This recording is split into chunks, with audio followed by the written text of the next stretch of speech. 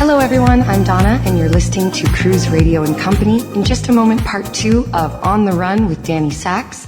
But first, all of us here from 2-Bit Tales and Cruise Radio and Company would like to wish you a very happy new year, filled with peace, health, and togetherness.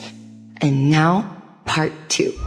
6 months ago, a night watchman was making his rounds near the Hawaii Kai Marina boat docks when he spotted an object floating in the water.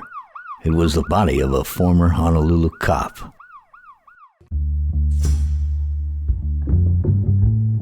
Now, Roland was one of the cops who'd oftentimes come by my shop and use the phone. I never bothered to ask who they were calling. It wasn't any of my business.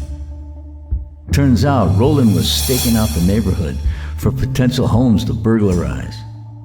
He'd used my garage phone to report back what he saw to an organized ring of thieves. I found that out later, the hard way. At the same time, Roland was already under suspicion and being watched by Internal Affairs, and he knew it. So to keep the ring informed without making direct contact with him, he'd make a list of addresses, times he saw people home, what kinds of cars were parked in the driveway, the whole rundown on potential homes to be hit.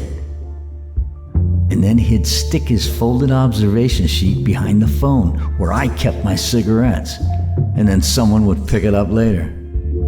Like I said, that way Roland had no direct contact with his crew. That's what he was doing at the station that night. But when he jumped into the El Camino, the list fell out. I guess he never got a chance to put it behind the phone. I still don't know who he was running from. Maybe it was Internal Affairs, or other cops that he screwed over in the past. I just don't know. Anyway, after the list was picked up, the organization would select a house from it and hit it. They'd make sure to leave signs of a break-in and take something small, but just big enough that would provoke the homeowner to call the cops. Roland would usually be the first one on the scene and make a false breaking and entering report. In doing so, he'd find out where they kept their jewelry and other valuables, if they had a safe and works of art around the house. Hey, this is Danny on KRUZ.